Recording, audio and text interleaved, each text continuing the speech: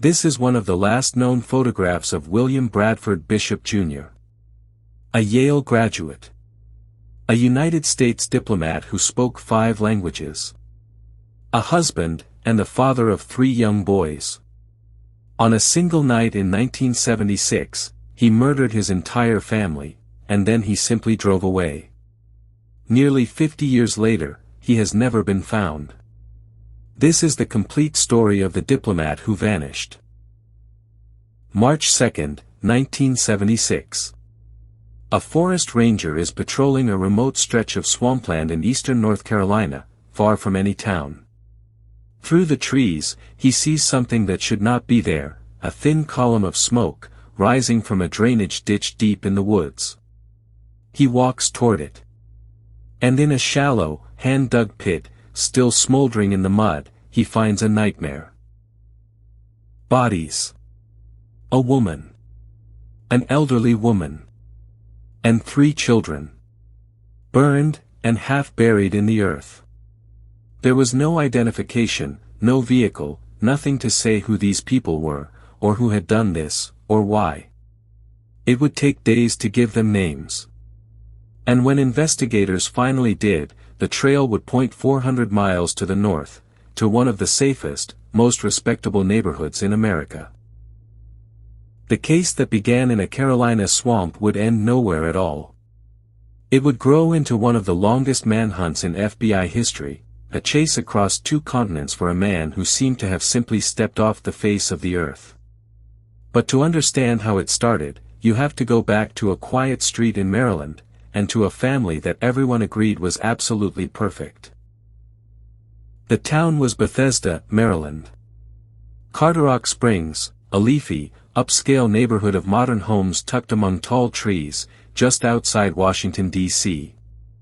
This was where diplomats and government men raised their children.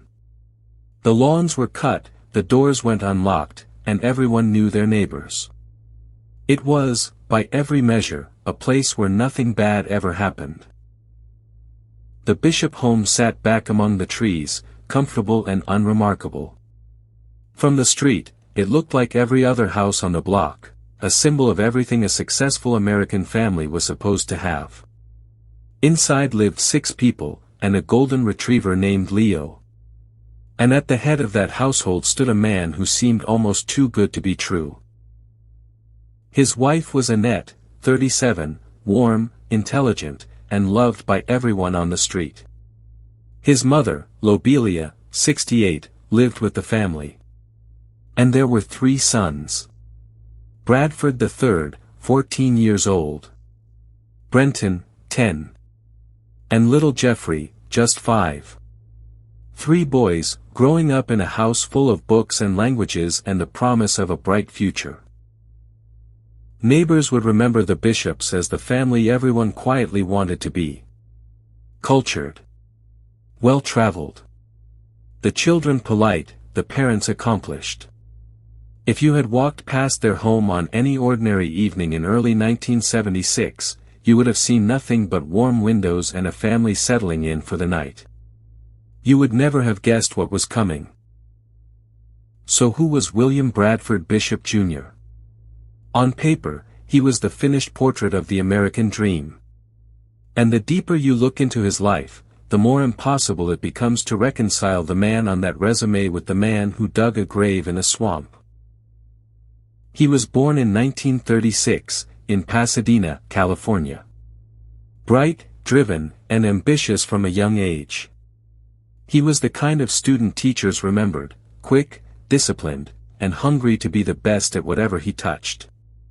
From the very beginning, Brad Bishop was a young man who intended to rise. He went to Yale, one of the finest universities in the country, and graduated in 1959. He had a rare gift for languages, the kind of mind that could absorb an entire tongue in a matter of months. Over his life he would become fluent in Italian, French, Spanish, and Serbo-Croatian. It was a gift that would open doors all over the world. And, decades later, a gift that would help him disappear into it. After university, Bishop served in United States Army counterintelligence, stationed in Italy. It was there, moving through post-war Europe, that his talent for languages and his taste for the wider world truly took hold. He learned how governments watched people, how records were kept, how a man could move quietly across borders. Skills that, at the time, were simply the tools of a promising young officer. In 1965, he joined the United States Foreign Service. Over the next decade, the State Department sent him around the globe. Italy, Ethiopia, Botswana. He and Annette raised their boys in embassies and foreign capitals, living the kind of glamorous, worldly life most people only read about. To everyone who met them, the Bishops were a diplomatic family on the rise. By the mid-1970s, the family returned to Washington, and Bishop took a senior post inside the State Department. He was charming, athletic, cultured, and endlessly capable. Colleagues admired him. Neighbors trusted him. He was, in every visible way, a man with the world at his feet. But behind that easy, confident smile, something had begun to come apart. Brad Bishop was a man consumed by ambition, and increasingly, by the fear that it was slipping through his fingers. He believed he was destined for the very top of the Foreign Service. An ambassadorship. A great name. A career that would justify everything he had sacrificed to build it. And by 1976, that dream had stalled. There was another problem, one the neighbors never saw. For years, Bishop had struggled with depression. He was quietly taking medication for it. In his private diary, he confided a deepening sense of failure, of exhaustion, of pressure, of a life that no longer matched the golden image he had spent decades constructing. The perfect man was quietly breaking under the weight of his own perfection. Money made it worse. Maintaining the life of a rising diplomat, the house, the schools, the image, was expensive, and the strain was growing. Bishop felt the walls closing in from every direction at once. His career, his finances, his own mind. And unlike most men, who might have talked to a friend, or asked for help, Brad Bishop kept it all locked behind that flawless smile. Those who later read his diary described a man circling a drain. Entry after entry of self-blame and despair, hidden completely from the wife and children who saw him every day. He was living two lives at once, the confident diplomat the world admired, and the collapsing man only the pages knew. And in the winter of 1976, those two lives were about to violently collide. Monday, the 1st of March, 1976. At the State Department that day, Brad Bishop received the news that some believe finally broke him. The promotion he had been counting on, the next rung on the ladder toward everything he wanted, had gone to someone else. He had been passed over. For a man whose entire identity was built on rising, it was more than a disappointment. It was the end of the story he had told himself his whole life. He told his office he felt ill, and he left early. But what he did over the next several hours was not the behavior of a man who had snapped in a single instant of rage. It was calm. It was deliberate. It was a series of small, ordinary errands that only became monstrous once you knew where they were leading. First, he stopped at his bank and withdrew $400 in cash. A modest sum. Enough to move quietly, without leaving a trail. To the teller, he was just another customer on a gray afternoon. There was nothing to see. Nothing to remember. Nothing, yet, to fear. Then he drove to a hardware store, where he bought two things, a can of gasoline and a hammer. Small, unremarkable purchases, on an unremarkable errand. A man buying tools. That was all. Then, as the winter light began to fade, Brad Bishop pointed his car toward home, toward the house in the woods, and toward his family.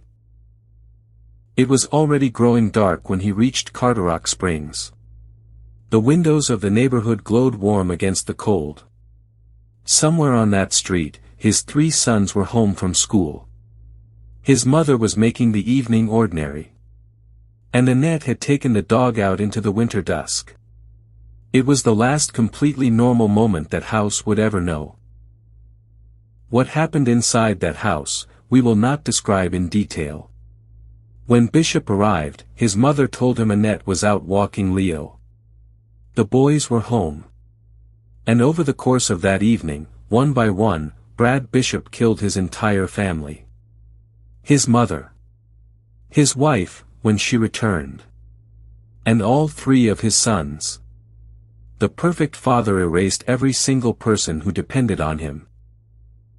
And then, nothing. No phone call. No confession. No collapse. In the silent hours that followed, Brad Bishop did not fall apart. He organized. He moved through that house with the same cold competence that had carried him through embassies and negotiations. Whatever had broken inside him, it had not touched the part of his mind that made plans. In the dead of night, he loaded the bodies of his family into the back of the family station wagon. And he brought the dog, Leo, the golden retriever, still alive. Then he climbed behind the wheel, and he began to drive. South. Out of Maryland, through Virginia, into the darkness of the interstate. A father alone at the wheel, carrying his murdered family into the night. He drove for nearly 300 miles. Through the small hours, through sleeping towns, all the way to the swamps of Tyrrell County, North Carolina, a remote, waterlogged wilderness where a man could disappear, and so could the things he never wanted found. It was the kind of place you only end up if you have driven through the night with a terrible purpose. Off a lonely stretch of highway, in the gray light before dawn, he stopped. He took out the shovel. He dug a shallow pit in the soft earth. He placed his family inside. He poured the gasoline he had bought that afternoon. And he set it alight. Then he got back into the car, and he kept driving, leaving behind a fire that would, within hours, give him away. Because fire, in an empty wilderness, does not go unnoticed. It was the smoke the ranger saw. By the time he reached that pit, the killer was already long gone, but the scene he left behind would haunt everyone who saw it. Now the race was on. Not to stop a crime, but to answer a single, screaming question: who could have done this, and where were they now? In 1976, identifying 5 burned, unidentified victims was slow, painstaking work. There were no instant databases, no rapid DNA. Investigators worked with dental records, with missing person reports, with the patient machinery of old-fashioned police work. Day after day, the dead in that swamp remained nameless. And then the names came back. A mother. A grandmother. 3 little boys from a quiet street in Bethesda, Maryland, hundreds of miles away. As the identities landed on investigators' desks, the question almost answered itself. A whole family dead. But not all of them. Where was the husband? Where was the father? Where was Brad Bishop? The answer began to surface, in fragments, from the road. Witnesses came forward. A man matching Bishop's description had stopped at a sporting goods store, calmly buying a pair of sneakers. He'd been seen at a service station, filling the tank. Small, human, chilling details: a man buying shoes, pumping gas, scattered along the route of a killer who seemed utterly, impossibly composed. This was not a man fleeing in blind panic. This was a man executing a plan. Every stop, every purchase, spoke of the same cold control that had carried him through the murders themselves. The investigators chasing him began to understand that they were not hunting a broken man who had lost his mind. They were hunting someone who was very much in command of it. The manhunt grew enormous. And then, on the 18th of March, more than 2 weeks after that night in Bethesda, the family station wagon was finally found. But not in North Carolina. It was discovered nearly 400 miles away, abandoned in a quiet parking area high in the Great Smoky Mountains of Tennessee. Inside the car, investigators found the grim evidence of what had been done: blankets, a shotgun, an axe, and the traces of the crime. And they found something that broke the heart of everyone who worked the case. The family dog, Leo, was still there. Still alive. Waiting by the car, in the mountains, for a family that would never come back. That station wagon was a border between two worlds. On one side stood William Bradford Bishop, husband, father, diplomat, a man with a name and a face and a history. On the other side stood nothing at all. From the moment he walked away from that car in the Tennessee mountains, Brad Bishop stepped out of his life, and into thin air. And here is what makes the case so extraordinary. He did what almost no fugitive ever truly manages. No confirmed sighting. No paper trail. No transaction, no phone call, no slip. A trained intelligence officer, fluent in 4 languages, who understood exactly how governments track people, had used every one of those skills to erase himself completely. The FBI believed he could be anywhere on Earth. And soon, the sightings began, because a man like Bishop is exactly the kind of ghost people believe they see. A face in a crowd. A familiar walk. A voice that makes the hair stand up. Each report sent agents scrambling across the world. And each one, in the end, dissolved into nothing. In 1978, a man resembling Bishop was reported in a train station in Stockholm, Sweden. Investigators chased it down. Nothing. The trail, if it ever existed, went cold in the Scandinavian winter. But it was only the first of many ghosts that would drift across the decades. The most haunting encounter came in 1979, in the sunlit seaside town of Sorrento, Italy. A former State Department colleague, a man who had known Bishop personally, had worked beside him, spotted a face in a crowd that stopped him cold. He was certain. He walked over, and he spoke a name. Bishop. The man's eyes, the colleague said, widened in what looked like pure recognition, and pure panic. And then he turned, and slipped into the crowd, and was gone. Vanished again, on a bright Italian afternoon, in front of someone who had known his face for years. If it was Bishop, it was the closest anyone ever came. And it was not close enough. Over the years the reported sightings stretched across the map. Italy. Switzerland. Sweden. Even, occasionally, back in the United States. Most were surely imagination, the mind playing tricks on people who wanted the mystery solved. But a few came from those who had genuinely known him. And it was enough to keep alive a chilling possibility. The possibility that Brad Bishop had not died in some ditch, ashamed and alone. That instead, using his languages and his training, he had built himself an entirely new life somewhere across the ocean, a new name, a new town, a new quiet existence. Hidden, as he always had been, in plain sight. Just another polite, cultured stranger, whom no one would ever think to suspect. Unlike so many fugitives, Bishop was never careless enough to be caught. Years turned into decades. His sons, had they lived, would have grown into grown men with families of their own. His crime should have faded into a dusty, forgotten file. But it refused to die, because the man himself refused to be found. Dead, or alive. In April 2014, 38 years after that night in Bethesda, the FBI took an extraordinary step.